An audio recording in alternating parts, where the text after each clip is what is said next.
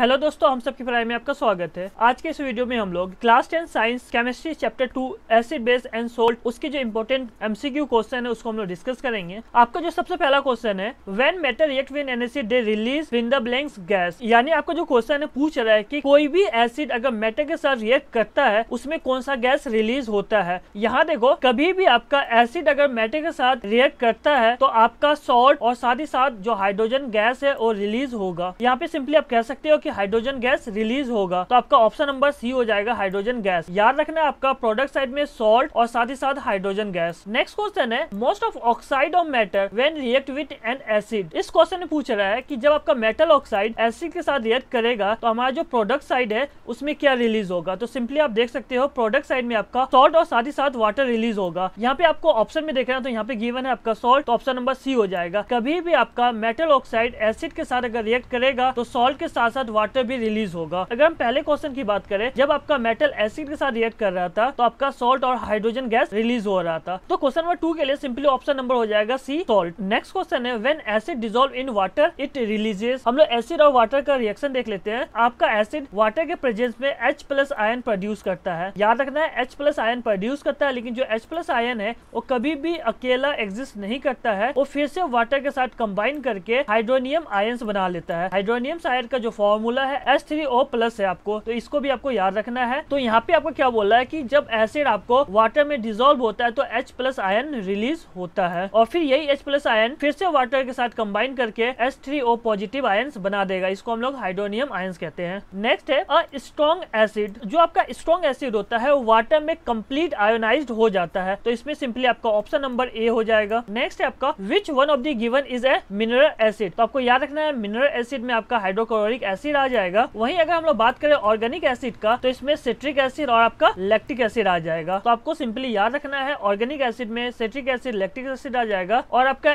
Mineral acid में hydrochloric acid यानी HCl आ जाएगा। नेक्स्ट आपका क्वेश्चन है, which of the given is a strong base. तो हम सबसे पहले स्ट्रॉन्ग और वीक बेस और एसिड को डिस्कस कर लेते हैं। सबसे पहले हम लोग बेस की बात कर लेते हैं। स्ट्रॉन्ग बेस में आपको याद रखना है सोडियम हाइड्रोक्साइड, पोटासियम हाइड्रोक्साइड और कैल्शियम हाइड्रोक्साइड। वहीं अगर हम लोग वीक बेस की बात करें तो आपको याद रखना है अमोनियम हाइड्रोक्साइड, NH4OS आपका वीक बेस होता है। और एक टर्म को आपको याद रखना है अल्कलीज। अल्कलीज बेसिकली क्या होता है, वैसे बेस होता है जो कि वाटर में डिसॉल्व होता है। जैसे यहाँ पे सोडियम हाइड्रोक्साइड, पोटासियम हाइड्रोक्साइड और कैल्शियम हाइड्रोक्साइड उसके एग्जांपल होंगे अल्कलीज के। अल्कलीज क्या होते हैं, वैसे बेस जो कि आपका वाटर में सॉल्युबल होता है। तो यहाँ पे कुछ पॉइंट था बेस का। वैसे अगर हम लोग एसिड्स की बात कर ले तो आपको स्ट्रॉन्ग एसिड में याद रखना है HCl, सल्फ्यूरिक एसिड और आपका नाइट्रिक एसिड। वहीं अगर हम लोग वीक एसिड की बात करें तो आपको ऑक्सैलिक एसिड, लैक्टिक एसिड और साथ ही साथ आपको एसिटिक एसिड को याद रखना है। और कुछ टर्म, जैसे कि एक टर्म है कंसंट्रेटेड एसिड। कंसंट्रेटेड एसिड में आपका जो अमाउंट है एसिड का वो ज्यादा होगा और आपका वाटर का अमाउंट कम होगा। और अगर वही हम लोग डाइल्यूट की बात करें तो इसमें क्या होगा, आपका जो अमाउंट है वाटर का वो ज्यादा होगा और एसिड का अमाउंट कम होगा। हमारा जो क्वेश्चन था, यहाँ जो ऑप्शन दिया गया है इसमें से स्ट्रॉन्ग बेस कौन सा है, तो सिंपली आप देख सकते हो पोटासियम हाइड्रोक्साइड। तो आपका option number D. Next question है, which one of the given acid is used in the treatment of bone marrow and scurvy disease. यहाँ जो भी गिवन एसिड है इसमें से किस एसिड का हम लोग यूज बोन मैरो और स्कर्वी डिजीज के लिए करते हैं। आपको याद रखना है स्कॉर्बिक एसिड। अब हम लोग नेक्स्ट बात करते हैं, range of pH of scale is. सबसे पहले हम लोग पीएच स्केल के बारे में कुछ डिस्कस कर लेते हैं। पीएच में जो आपका पी है वो बेसिकली एक जर्मन वर्ड है पोटेंस, जिसका मीनिंग होता है पावर। अब हम लोग पीएच स्केल को देखते हैं। देखो यहाँ पे जो पीएच स्केल है आपका 0 से स्टार्ट है और आपका 14 तक है। अगर आपका कोई भी सॉल्यूशन का पीएच अगर 7 है तो हम कह सकते हैं आपका एक न्यूट्रल सॉल्यूशन है। 7 से कम है तो हम कह सकते हैं एसिडिक सॉल्यूशन है। 7 से ज्यादा है तो हम कह सकते हैं बेसिक सॉल्यूशन है। अगर हम लोग एसिडिक पीएच की बात करें तो एसिडिक पीएच में आपका जो H+ आयन का कंसेंट्रेशन होगा, वहीं अगर हम लोग बेस की बात करें तो OH नेगेटिव का कंसेंट्रेशन होता है। जो आपका पीएच स्केल है स्टार्ट होता है 0 pH से लेकर 14 pH तक। वहीं अगर हम बात करें 7 की तो 7 एक न्यूट्रल pH हो गया। 7 से कम आपका एसिडिक सॉल्यूशन होता है, 7 से ज्यादा आपका बेसिक सॉल्यूशन होता है। अगर हम लोग एसिडिक की बात करें तो इसमें H+ आयन होता है। वहीं अगर हम लोग बेस की बात करें तो यहाँ पे आपका OH नेगेटिव कंसेंट्रेशन होता है। यहाँ पे कुछ एग्जांपल भी आपको याद रखना है, जैसे कि ये पीएच स्केल ही आपका। यहाँ पे देखो प्योर वाटर या ब्लड की बात करें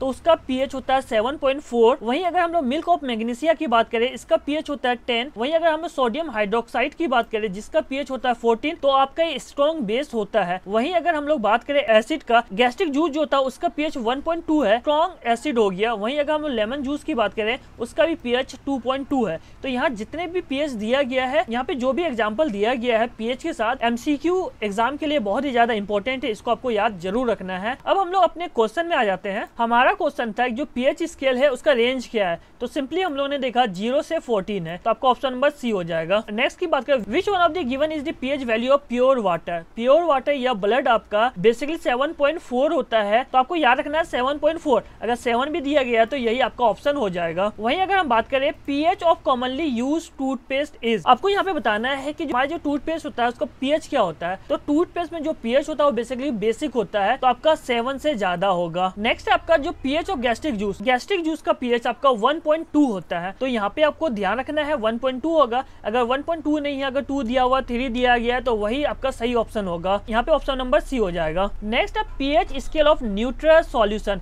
तो न्यूट्रल सॉल्यूशन का pH आपका 7 होता है, इसको आपको याद रखना है। इसमें आपको प्योर वाटर और ब्लड एग्जाम्पल के तौर पे याद रखना है। Next rain is called acid rain when it's, तो आपका ये इंपॉर्टेंट क्वेश्चन है। हम रेन को एसिड रेन कब कहेंगे, जब उसका pH 5.6 से कम हो जाए, वैसे रेन को हम लोग एसिड रेन कहेंगे। हम लोग नेक्स्ट क्वेश्चन की बात कर लेते हैं। In which pH range does our body work to survive in the atmosphere, या फिर आपका what is the pH range of our body. बहुत ही इंपॉर्टेंट क्वेश्चन है, तो आपको याद रखना है हमारे जो बॉडी का pH होता है 7 से लेकर 7.8 तक होता है, तो ऑप्शन नंबर बी हो जाएगा। इसको आपको याद ही रखना है कि pH range of our body तो सिंपली आपको 7 to 7.8 होता है, इसको याद रखना है, क्योंकि हमारा जो ब्लड का pH होता है वो भी बेसिकली 7.4 होता है, तो ऐसे आपको याद रखना है। What is the pH value of distilled water. Distilled water का pH आपका 7 होता है। डिस्टिल्ड वाटर बेसिकली आपका न्यूट्रल सॉल्यूशन होता है, तो उसका pH 7 होगा। Which one among the given is a weak base, तो यहाँ पे आपको वीक बेस का एग्जांपल देना है। अगर हम यहाँ पे ऑप्शन की बात करें तो पोटासियम हाइड्रोक्साइड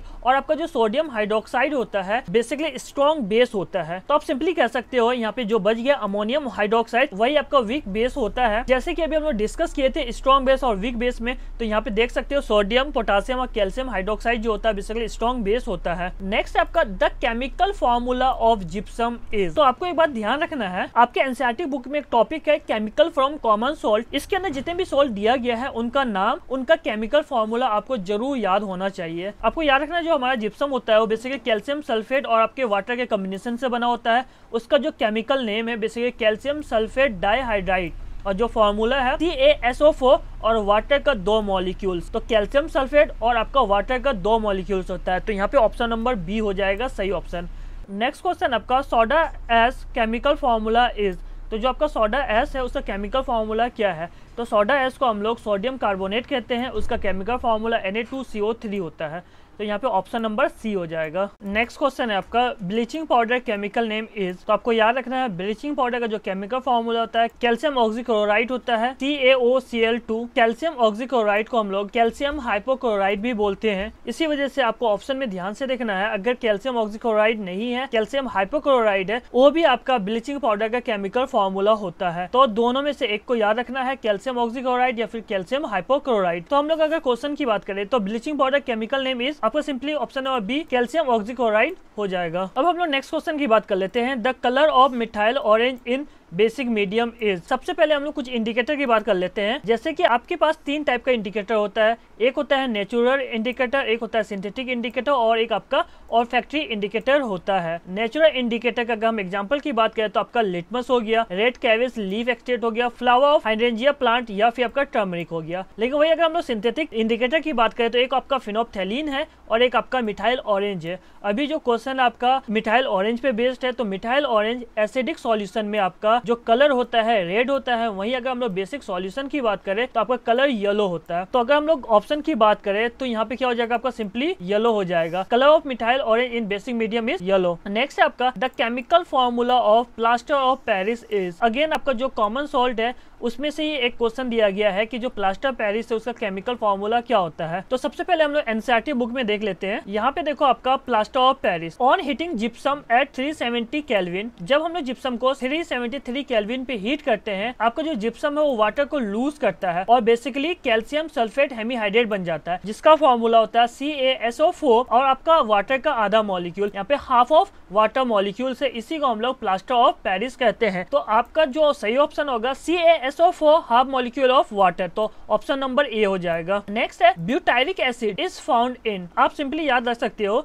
जो ब्यूटायरिक एसिड होता है और रेनसीड केक में प्रेजेंट होता है। नेक्स्ट है acid present in Apple, Apple में जो एसिड प्रेजेंट होता है उसको हम लोग मैलिक एसिड कहते हैं। वहीं अगर हम लोग टोमेटो की बात करें तो टोमेटो में आपका जो एसिड होता है बेसिकली ऑक्जेलिक एसिड होता है, तो याद रख सकते हो आप एप्पल में आपका मैलिक एसिड होता है, टोमेटो में आपका ऑक्जेलिक एसिड होता है। नेक्स्ट क्वेश्चन है आपका Na2CO3 10 molecule of water is known as, आपका बेसिकली वाशिंग सोडा होता है। यहाँ पे देख सकते हो वाशिंग सोडा का फॉर्मूला है Na2CO3 10 मॉलिक्यूल ऑफ वाटर। यहाँ पे आपको सिंपली याद रखना है जब हम लोग सोडियम कार्बोनेट को रिक्रिस्टलाइजेशन करते हैं तब हम लोगों को वाशिंग सोडा मिलता है। वाशिंग सोडा आपका एक बेसिक सोल्ट होता है, तो सिंपली याद रख सकते हो सोडियम कार्बोनेट को जब हम लोग रिक्रिस्टलाइजेशन करते हैं तब हमें वाशिंग सोडा मिलता है, और वाशिंग सोडा एक टाइप का बेसिक सोल्ट होता है जिसका फॉर्मूला आपका Na2CO3 और आपका 10 मॉलिक्यूल ऑफ वाटर, तो यहाँ पे सिंपली हो जाएगा क्या आपका वाशिंग सोडा। नेक्स्ट है आपका lactic acid is present in, तो आप सभी को पता होगा जो कर्ड होता है बेसिकली कर्ड में आपका लैक्टिक एसिड प्रेजेंट होता है, तो आपका option number C curd. Next है CuSO4 copper sulphate 5 molecule of water, in this compound the water molecule is called, तो यहाँ पे आप देख सकते हो कॉपर सल्फेट में आपका एक फिक्स अमाउंट का वाटर दिया गया है जो कि 5 वाटर है, तो इसको हम लोग बेसिकली वाटर ऑफ क्रिस्टलाइजेशन कहते हैं। यहाँ पे देख सकते हो वाटर ऑफ क्रिस्टलाइजेशन का डिफिनेशन दिया गया, it is a fixed number of water molecule present in one formula unit of a salt is called water of crystallisation. जैसे कि यहाँ पे एग्जांपल दिया गया CuSO4 पे जो वाटर का मॉलिक्यूल है 5 है, वैसे ही वाटर का मॉलिक्यूल यहाँ पे 10 है और यहाँ पे वाटर का मॉलिक्यूल कितना है 2 है, तो आपका ये क्या होता है पूरे फॉर्मूला यूनिट पे फिक्स्ड रहता है, तो इसी को हम लोग वाटर ऑफ क्रिस्टलाइजेशन कहते हैं। तो आपका यहाँ पर भी देख सकते हैं जो 5 है fix number of water molecule है, तो इसको हम लोग वाटर ऑफ क्रिस्टलाइजेशन कहेंगे, तो आपका सही ऑप्शन हो जाएगा ऑप्शन नंबर बी। नेक्स्ट है which of the following salt does not contain water of crystallisation, तो यहाँ पे जो भी ऑप्शन दिया गया है इसमें आपको बताना है कि वाटर ऑफ क्रिस्टलाइजेशन किसमें नहीं पाया जाता है। सबसे पहले हम लोग ऑप्शन की बात कर लेते हैं, तो सबसे पहले अगर हम लोग जिप्सम की बात करते हैं तो जो जिप्सम का केमिकल फॉर्मूला होता है आपका कैल्शियम सल्फेट और आपका 2 मॉलिक्यूल ऑफ वाटर, तो यहाँ पे वाटर मॉलिक्यूल प्रेजेंट होता है। वैसे ही अगर हम लोग वाशिंग सोडा की बात करें तो यहाँ पे आपका 10 molecule of water molecule present होता है। लेकिन अगर हम लोग बेकिंग सोडा की बात करें तो यहाँ पे आप देख सकते हो उसका केमिकल फॉर्मूला होता है NaHCO3, इसको हम लोग सोडियम हाइड्रोजन कार्बोनेट भी कहते हैं। यहाँ पे आप देख सकते हो कोई भी वाटर का मॉलिक्यूल प्रेजेंट नहीं होता है। हमारा जो क्वेश्चन था यहाँ पे जो भी ऑप्शन दिया गया है उसमें वाटर ऑफ क्रिस्टलाइजेशन प्रेजेंट नहीं होना चाहिए, तो हम सिंपली कह सकते हैं बेकिंग सोडा में आपका कोई भी वाटर ऑफ क्रिस्टलाइजेशन प्रेजेंट नहीं होता है, तो आपका सही ऑप्शन हो जाएगा ऑप्शन नंबर बी। नेक्स्ट है when a base react with a metal it form a salt and hydrogen gas is release, by what method can be presence of hydrogen be detected. जब हम लोग base को metal के साथ react करते हैं तो आपका एक गैस निकलता है हाइड्रोजन गैस और साथ ही साथ सॉल्ट रिलीज होता है। हाइड्रोजन गैस को चेक करने के लिए एनसीईआरटी बुक में एक एक्टिविटी दिया गया है। इस एक्टिविटी में हम लोगों ने देखा था कि आपका जो यहाँ पे गैस रिलीज हो रहा है तो हम लोग एक बर्निंग कैंडल को ले जाते हैं, तो यहाँ पे जो भी गैस रिलीज होता है बर्न करता है विद अ पॉप साउंड, तो हम लोग कहते हैं यहाँ पे हाइड्रोजन गैस प्रेजेंट होता है। हाइड्रोजन गैस चेक करने के लिए हम लोग बर्निंग कैंडल का यूज करते हैं, तो यहाँ पे जो सही ऑप्शन हो जाएगा by a burning candle. Next है an ant stick can be treated with खाली जगह which will neutralize the effect of chemical injected by ant sting into our skin. Ant sting को न्यूट्रलाइज करने के लिए हम लोग बेकिंग सोडा का यूज करते हैं। नेक्स्ट है आपका copper sulphate crystal when heated strongly lose their water of crystallisation to give anhydrous copper sulphate accompanied by a change in colour from. जब हम लोग कॉपर सल्फेट क्रिस्टल को हीट करते हैं वाटर ऑफ क्रिस्टलाइजेशन को lose करता है और आपका जो blue colour of copper sulphate है बेसिकली चेंज हो जाता है व्हाइट कलर में, तो यहाँ जो कलर चेंज हो रहा है ब्लू से व्हाइट में, तो आपका जो ऑप्शन नंबर बी है ब्लू टू व्हाइट। नेक्स्ट एक इंपॉर्टेंट क्वेश्चन है आपका ब्राइन इज एन, तो यहाँ पे आप देख सकते हो सोडियम क्लोराइड है उसको हम लोग बेसिकली ब्राइन कहते हैं, तो सिंपली आपको याद रखना है सोडियम क्लोराइड को हम लोग क्या कहते हैं ब्राइन कहते हैं, तो आपका क्या हो जाएगा aqueous solution of sodium chloride यानी option number C. Next question है आपका अल्कलीज आर, तो आपको सिंपली याद रखना है अल्कली ऐसा बेस होता है जो कि सॉल्युबल होता है वाटर में, तो आपका bases which are soluble in water, तो आपका ऑप्शन नंबर डी हो जाएगा। सिंपली आपको याद रखना है अल्कली किसको कहते हैं, वैसे बेस को कहते हैं जो कि वाटर में सॉल्युबल होता है। यहाँ पे आप देख सकते हो बेसिकली जो लाइम वाटर है उसको हम लोग सेलेक्ट लाइम कहते हैं जिसका केमिकल फॉर्मूला होता है कैल्शियम हाइड्रोक्साइड। जब इसको हम लोग रिएक्ट करते हैं क्लोरीन के साथ तो आपका कैल्शियम ऑक्सीक्लोराइड बनाता है जिसको हम लोग क्या कहते हैं ब्लीचिंग पाउडर कहते हैं, और साथ ही साथ वाटर को भी रिलीज करता है। तो जब आपका लाइम वाटर क्लोरीन के साथ रिएक्ट करता है तो आपका ब्लीचिंग पाउडर बनता है। तो यहाँ पे सिंपली हो जाएगा ब्लीचिंग पाउडर। इसको हम लोग कैल्शियम ऑक्सीक्लोराइड कहते हैं। नेक्स्ट आपका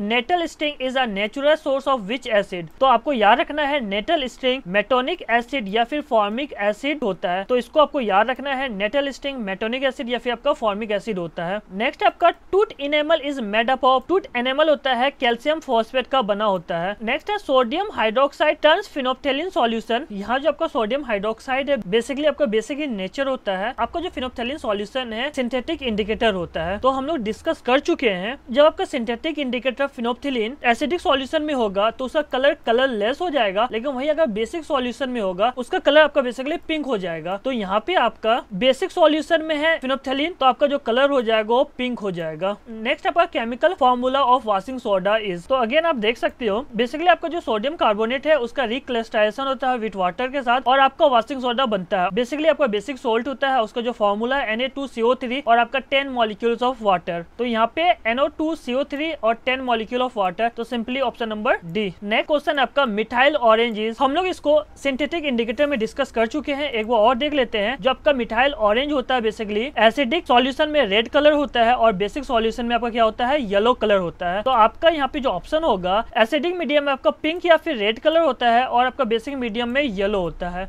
तो यहाँ पे आपका ऑप्शन नंबर ए हो जाएगा। नेक्स्ट आपका विच of the following gas is form when an acid react with metal carbonate. तो हम लोग सबसे पहले एनसीईआरटी में इसको देखते हैं। यहाँ पे आप देख सकते हो एनसीईआरटी बुक में मेटल कार्बोनेट या फिर मेटल हाइड्रोजन कार्बोनेट जब आपका एसिड के साथ रिएक्ट करता है तो हमारे प्रोडक्ट साइड में सोल्ट वाटर और साथ ही साथ जो गैस देता है वो कार्बन डाइऑक्साइड गैस होता है। तो आपको याद रखना है कार्बन डाइऑक्साइड गैस। तो यहाँ पे सिंपली आपका हो जाएगा option number C carbon dioxide gas. Next question आपका लाइम वाटर इज। तो हम लोग ऊपर में डिस्कस कर चुके हैं कैल्शियम हाइड्रोक्साइड या फिर सेलेक्ट लाइम को हम लोग लाइम वाटर कहते हैं। तो आपका ऑप्शन नंबर बी हो जाएगा। आपका जो नेक्स्ट क्वेश्चन है which of the following acid is also known as vinegar. Dilute acetic acid को हम लोग विनेगर कहते हैं। तो आपको याद रखना है dilute acetic acid is also known as vinegar. यहाँ पे आपको सिंपली पूछा है कि जब हम लोग एक्सीस कार्बन डाइऑक्साइड गैस को पास करते हैं लाइम वाटर में तो क्या होता है। लाइम वाटर पहले आपका मिल्की अपीयरेंस होता है, उसके बाद वो डिसअपियर हो जाता है यानी कलर लेस हो जाता है। तो आपका ऑप्शन नंबर ए हो जाएगा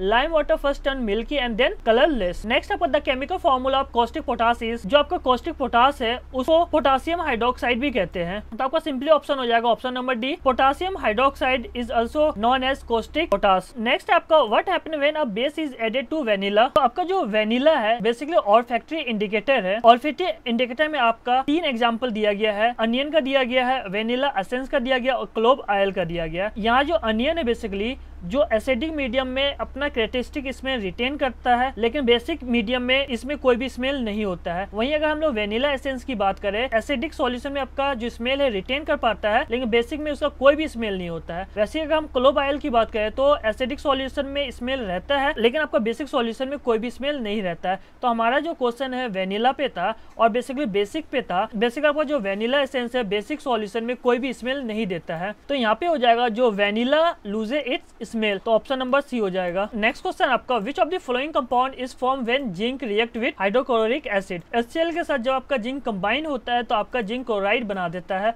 तो ऑप्शन नंबर बी हो जाएगा। नेक्स्ट क्वेश्चन आपका increase in the OH ion concentration leads to. तो आप pH स्केल में देख सकते हो जैसे ही आपका OH का कंसेंट्रेशन ज्यादा होता है तो आपका जो pH है वो भी ज्यादा हो जाता है। यहाँ पे हो जाएगा an increase in the pH of solution. pH scale basically 0 से 14 तक होता है। आपका 7 को हम लोग न्यूट्रल कहते हैं, 7 से ज्यादा को हम लोग क्या कहते हैं बेसिक कहते हैं। इसमें आपको OH माइनस आयन का कंसेंट्रेशन ज्यादा होता है। जैसे जैसे OH आयन का कंसेंट्रेशन बढ़ेगा वैसे वैसे आपका pH का भी कंसेंट्रेशन बढ़ेगा। तो क्या हो जाएगा an increase in the pH of solution. Next what is the gastric acid present in the stomach compose of. तो जो गैस्ट्रिक एसिड है हमारे स्टमक में बेसिकली आपका हाइड्रोक्लोरिक एसिड होता है। तो ऑप्शन नंबर ए हो जाएगा HCl। आज की इस वीडियो में हम लोग class 10 NCERT science chapter 2 acid base and salt के अंदर जो भी इंपॉर्टेंट MCQ थे उसको हम लोग बेसिकली डिस्कस किए हैं। आपको हर एक पॉइंट को समझाने की मेरी पूरी कोशिश रहा। तो आज के लिए बस इतना ही। Thank you for watching.